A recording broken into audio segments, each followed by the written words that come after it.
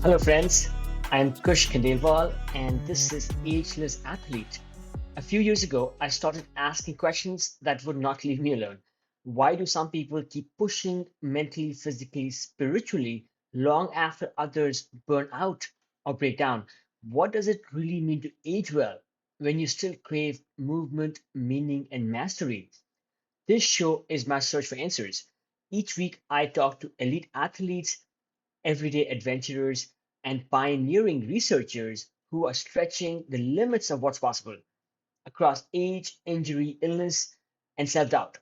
You will hear hard won lessons, untold stories, and science backed strategies for building a body and mindset that lasts. For those of us joining for the first time, welcome to the show. For the rest, thank you for joining us again. Time is our most valuable asset, and I deeply appreciate you giving me your time today.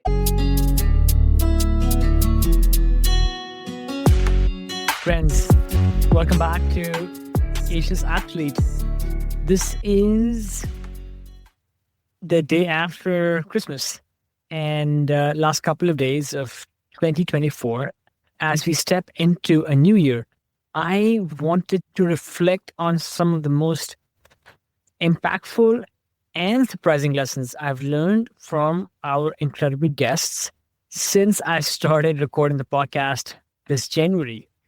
These aren't just insights, they are universal lessons that can transform how we approach life, health, and adventure. Today, I'm doing something a little different. I will share how I have applied these lessons in my own journey and invite you to share yours as well as we explore the full episodes of the amazing guests who shared them. Let's dive into these 10 surprising lessons for lifelong performance. The first one is awe is the ultimate performance enhancer.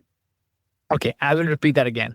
Awe is the ultimate performance enhancer. I'm going to point to two athletes we've had on the show, Caroline Paul and Thomas Huber. Caroline said, awe is a performance enhancer because it widens your perspective.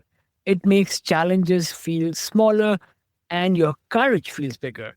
She talked about finding awe in simple things like a sunrise or even a bird's flight. Awe, she believes, changes how we perceive fear and gives us the motivation to keep going.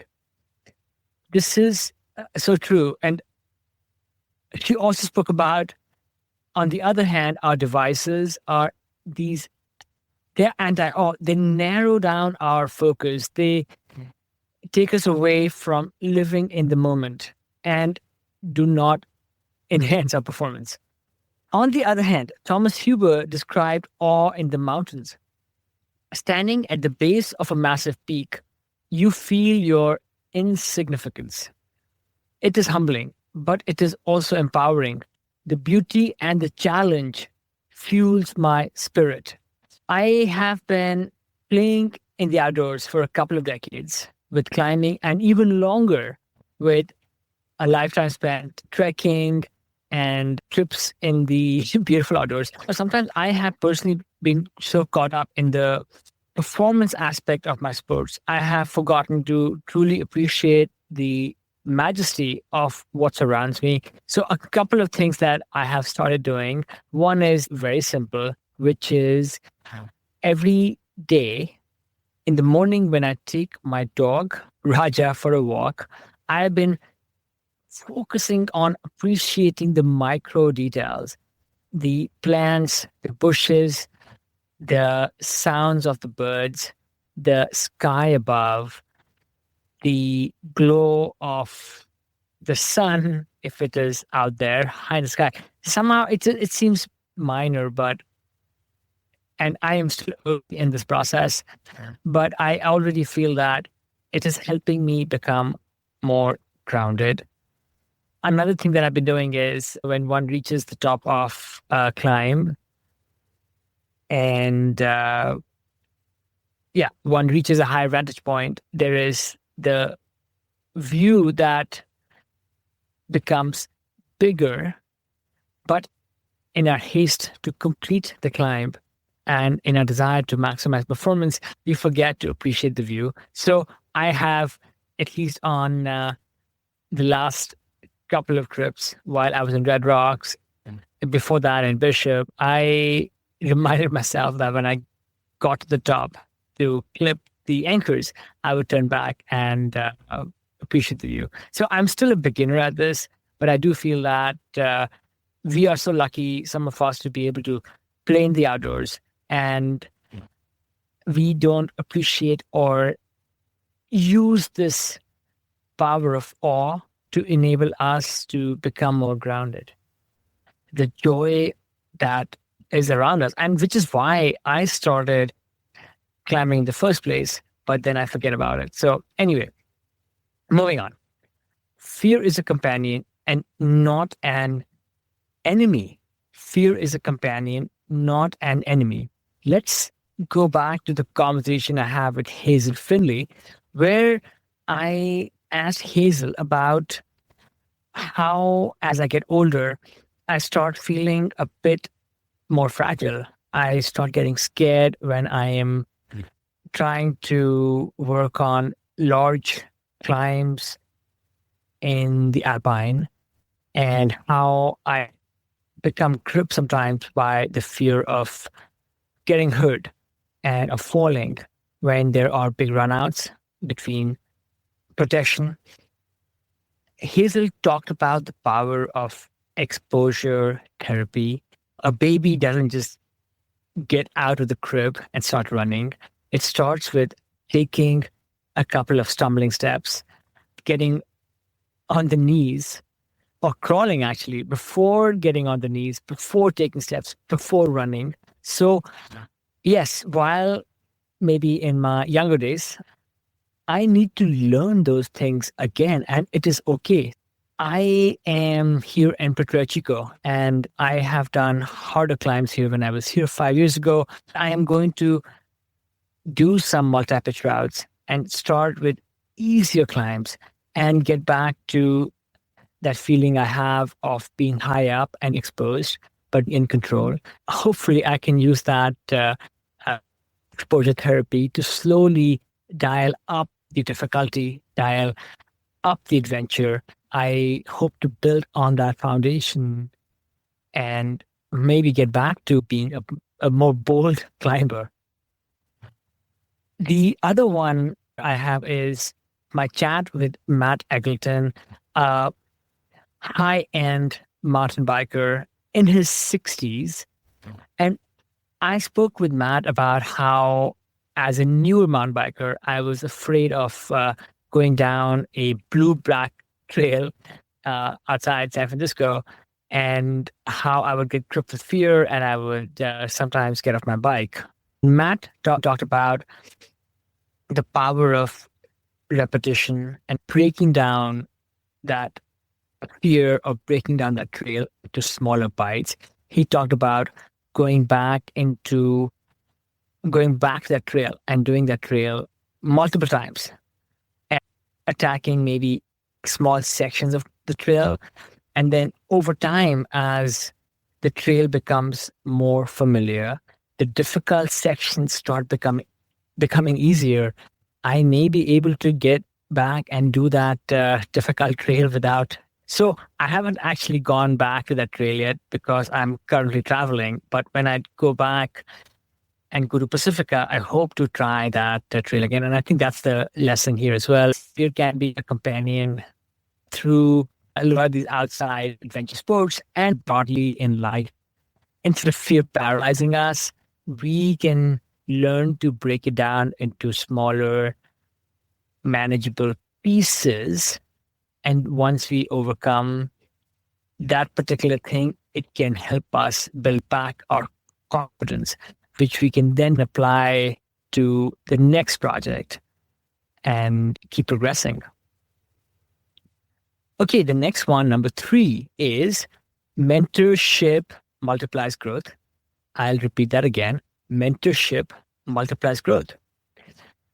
I spoke with Tim and Diana Fitzpatrick, who are both elite ultra runners running races over 100 miles and winning their categories in some of the most iconic races like the Western States. Tim and Diana have been mentoring this incredible running program at San Quentin State Prison. They have been teaching inmates how running can transform their lives. They have had profound experiences that have come back to power them through their own life running career. And mentorship, it is more than just teaching skills. It's about passing on the mindset and values that have shaped their journey. I also had the pleasure of talking to iconic climber Lynn Hill, the first person, man or woman, to free climb the nose of El Capitan. Lynn talked about mentoring younger climbers and how their enthusiasm keeps her own passion ignited. She shares how sharing her knowledge deepen her own understanding. Yeah, when we teach something to others, it helps us relearn some of these important lessons, the basic, the skills, the knowledge. This idea resonates deeply with me. I have mostly been fueled by my own climbing journey, but I recently started teaching my girlfriend how to rock climb. She's new at the sport, but breaking down some of those basic things that I took for granted, but may have forgotten, or those skills, starting from how to use the body in certain positions, to building anchors, to finding routes, to even coiling the rope. These are simple things, but they help me relearn the basics first, and then they also give me this deeper sense of fulfillment when I help somebody else in their journey. So again, I haven't done much with this, but I'm hoping some of you will share how giving or mentoring others has been a key part of your journey as an athlete. Yeah, if mentorship is something you've considered, then yeah, Lynn's and the Fitzpatrick episodes are incredible resources. The next one, power training. This is as simply as I could describe this. So, well, okay. So, as we get older, we sometimes, or actually, we often start losing power. We start noticing some declines with being able to do difficult things, with whether it's explosive moves on the rock or sprints up a hill. The idea is to not stop doing them. So Jeremiah Bishop explained, so power is the first thing we lose as we age, but it is also the most important to, we likely already have the endurance and the slow twitch muscles. But we need to focus on keeping that power. If you're a mountain biker inspired by Jeremiah, short explosive intervals can do wonders for one's strength and agility. Another person who deeply inspires me, Lee Schefter, who is now 77, he still rock climbs at at a high level. He shared how he started incorporating power training into his routine in his 50s. A few decades ago, when people did not even know much about how to train for power and climbing, Lee was experimenting with his home climbing gym and designing system boards, doing difficult things that allowed him to become, maybe at that time, the oldest person to climb 514 and 99% grade in climbing. And it was because he went against the grain and started training for power, inspired by people like Lee Shiftel and Jeremiah and even Matt Samet, who's been on this podcast, I've started realizing that I already have endurance with climbing. And that comes back quickly when I go climbing outside. I need to focus on training for power, training for difficult things that I need to hold on to. You know why? Because if I don't hold on to them, I will never get them back. So the last year and a half, all my indoor climbing at the gym has been on the kilter board. The moves feel difficult. I am often on the board with these young hotshots, these kids who make things look easy. And it would be easy for me to slink away because I can't do some of the easiest boulder problems those guys are flashing. Their problems are like, their easy problems are like my projects. But, it's not about me worrying about looking bad. I'm here to train and do my thing. If I can't do the easier problems quickly enough, I will continue at them. And then eventually I've seen growth where I've been able to do things that were difficult for me or seemed like I would never be able to do them. But those were small victories.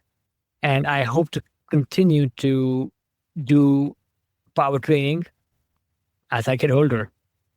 The next one is number 5, explore your limits today. Okay, so again, going back to Hazel's episode, Hazel Findlay has a mantra. If you wait for the perfect time to push your limits, you will never do it. So today is the day to take that step. We often compare our current performance to our past or to our peak performance, and that is a self-limiting mindset. Who knows? Maybe we will exceed our past peak. Even if we don't, it is about realizing what we are capable of accomplishing at that moment, at that day. And that is what can give us joy, can give us satisfaction, can help propel us to maybe train or come back excited for our next day on the rocks or our next adventure, whatever that might be. If we keep comparing ourselves to some past version of ourselves, we will likely not be as happy. So, yeah, think about the day. So this is something that, again, I resonate deeply with. I have experienced some performance declines from climbing, let's say, higher grades. I am now trying to get back to climbing in the 512s, for example. Who knows if I climb a 513 or harder again, but I'm here in Puerto Chico and I got on some 511s today and I had a great time. I have recently unsent routes, which means that I failed to do some routes that I did a decade ago when I visited Bishop for the first time. But if I think about that past success, it would kind of crush me. And it is difficult for me to forget that I used to be a better climber, but I have to really shove that aside. And I'm trying my best. That's all I can say. And I also encourage you to go and listen to Hazel's episode. She has some great actionable insights for stepping out of one's comfort zone or one's tendency to glories and instead enjoy our present. Okay. Next one, number 6.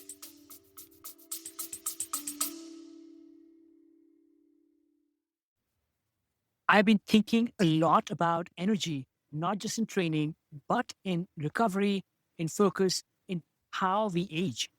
So when I came across NutriSense, it hit home.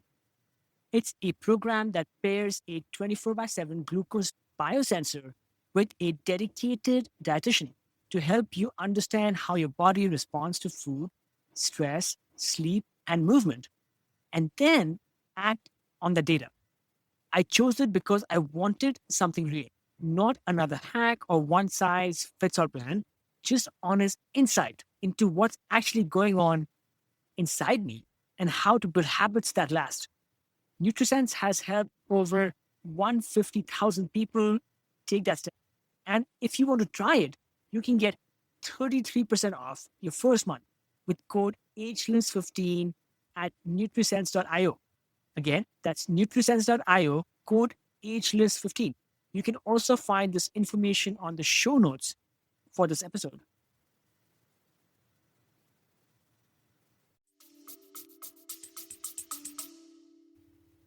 This is so profound. I had Craig DiMartino on the podcast a while ago. Craig is an incredible adaptive athlete who took a 100-foot fall, lost a leg, and got hurt in many other ways, but he rebounded and is now an adaptive climbing coach.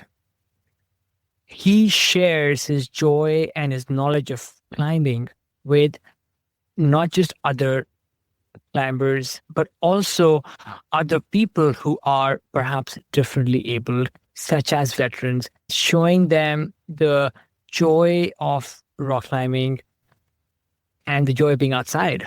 And that has given him so much back. He said, helping adaptive climbers reach their goals has taught me more about perseverance than any climb I have done. Catherine Hayes is the second example I will use. She is an inspiring ski coach who's been working with adaptive athletes, people who you would not normally see on the ski slopes, has been teaching them how to ski. And she said, breaking barriers isn't just about access. It's about showing others what's their stories remind us that giving back creates deeper meaning in our own lives. I did something different recently where this place I go meditate at, I have been helping and volunteering with doing things such as helping cook for the meditation group, to hanging holiday lights outside the center above a tree. Well, my climbing skills can sometimes be of use. When I do simple acts such as this, it makes me feel good. I do hope that I can.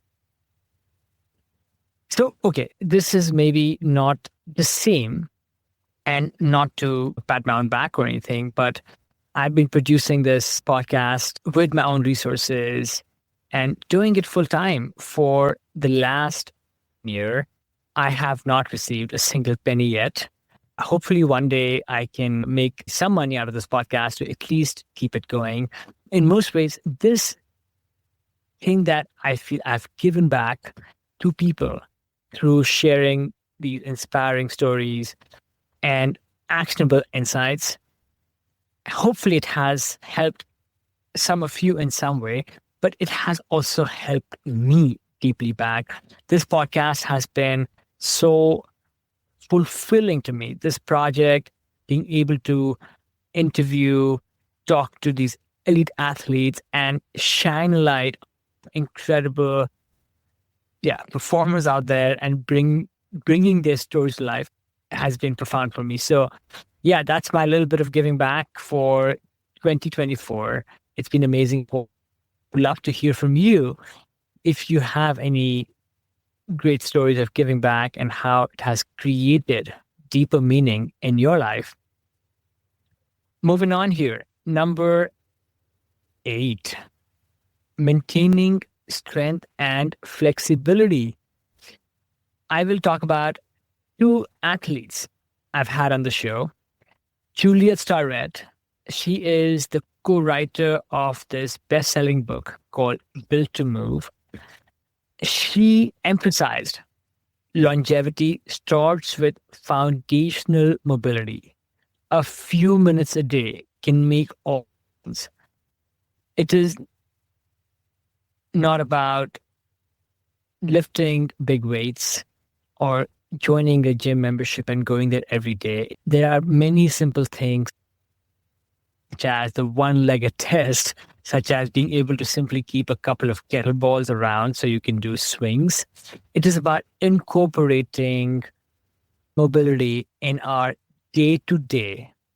And this is something I have taken to heart deeply over the last couple of years. I have created this environment in my own house where I would have this yoga mat on the floor next to me. I would have some simple weights. I would have some resistance bands. And 2 or 3 times a day, I would take a break from work or whatever I was doing to stretch, do some rehab exercises, do some simple exercises such as squats and different types of push-ups. They not only provide me with long-term health benefits, they also break up my day. And when I go back to work, I just feel recharged. So I encourage all of you to figure out how you can make exercise this part of your environment where it is simple to do a few things and you don't have to break away from family or something else to go to a gym, which can sometimes be kind of onerous and a difficult habit to keep up with. The start of the new year is the highest activation time for new gym memberships. If you are going to join a gym to supplement your sports, totally do that. But at the same time, doing some things a little bit differently with your environment can also yield powerful benefits. I am currently in a van, as I've shared, and it has been a little bit more challenging, but I have exercise bands around me. I also have weights. And if I stay at a place for more than a few days, those bands and weights absolutely get used. The next one, number 9, is eating whole foods and doing the 800-gram challenge. Just recently, I had E.C. Sinkowski of the well-known Optimize Me Nutrition program. And she has this simple approach to nutrition that blew me away. And that's why I wanted her to be on the podcast. She talked about how one can adopt a simple practice to eating, which is getting enough vegetables, 6 cups of vegetables, whatever kind those might be, every single day. She talked about how one needs to get a minimum of protein every single day, but it also doesn't have to be excessive. The 2 main takeaways I want to share with you is get 6 cups again of fruits and vegetables, even onions and tomatoes and the non-sexy kinds of veggies. They all have amazing micronutrients. So consume those things. They're easy to find. Keep up your protein intake. I'm a vegetarian, so this is a little bit difficult for me, but just with some simple adaptations, I eat. Yeah, I don't want to go about my food habits. It's still a work in progress, but I'm very conscious of what I eat. Eating right does not have to be that difficult. So EC and Optimize Me has been amazing. I encourage you to listen to that podcast episode or look them up and do the 800-gram challenge. And well, the very last one, it is never too late to start a big adventure. Amy Gupser, a 55-year-old grandma, completed a historic 17 hour swim in 43-degree freezing waters from Golden Bridge to the Farallons. It is never too late to chase your dreams.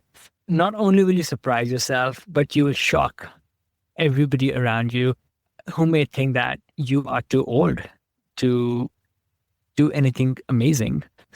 Well, in my life, I think the main adventure, it's not exactly athletic, but in a different way. I decided to make a big life shift. I got rid of my home, packed away, gave away, sold away most of my possessions to move into a van and live full time in this small environment.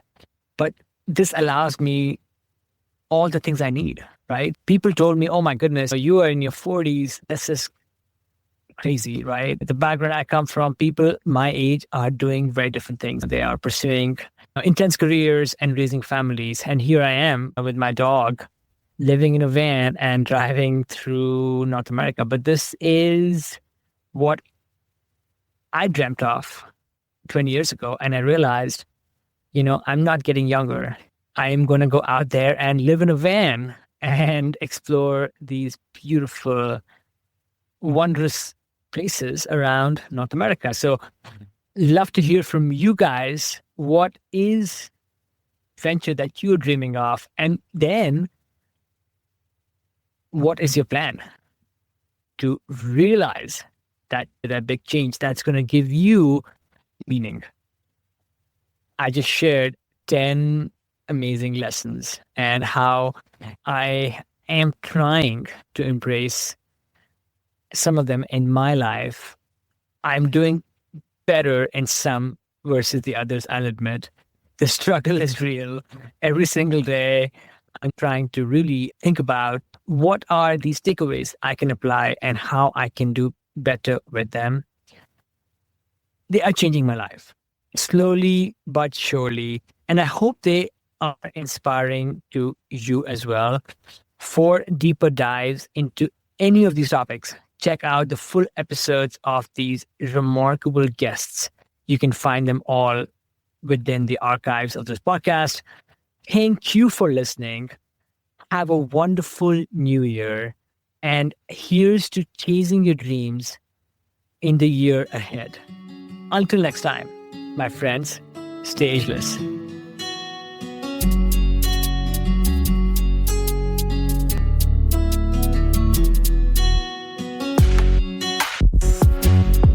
That's it, folks. Thanks for tuning in to this episode of the Ageless Athlete Podcast. I hope you enjoyed this show just as much as I enjoyed creating and producing it. Whether you are an athlete looking to push your limits or someone striving to maintain a healthy, active lifestyle as you age, there is always something new to learn. From Ageless Athlete, we bring you a fresh episode each and every week. If you liked what you heard, we would love it if you would take a moment to subscribe to the podcast so you never miss an update. And if you really liked what you heard, please leave us a review, crush those 5 stars on Spotify or Apple Podcasts or wherever else you listen to your podcasts.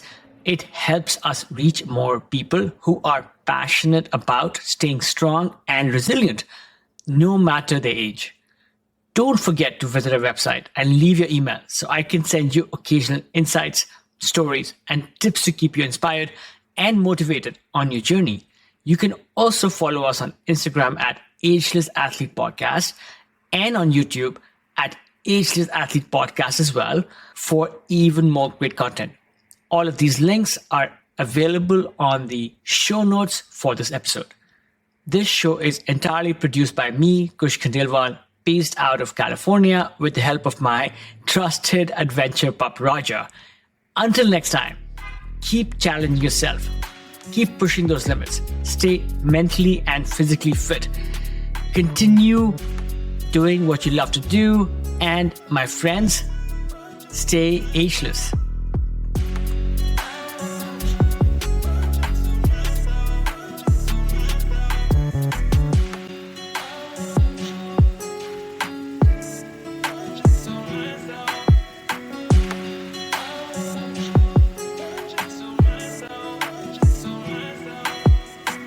Friends, this is not an ad. This is just a quick message to those amongst us who are listening to Ageless Athlete podcast for the first time. I would love it if you would hit subscribe and follow on your favorite podcast app, whether it's Apple Podcast or Spotify or Stitcher or Overcast or what have you. We bring you stories and routines and other inspiration from elites in the world of the best outdoor sports. In each episode, you will find how these athletes stay connected to the outdoors, maintain peak performance, and continue to thrive as they age. I encourage you to look through Brad episodes and listen to a couple and see if they resonate. And then, come back next week. We release an episode each week. And I am really inspired to bring you some of the best stories from the world of the outdoors. Okay, back to the show.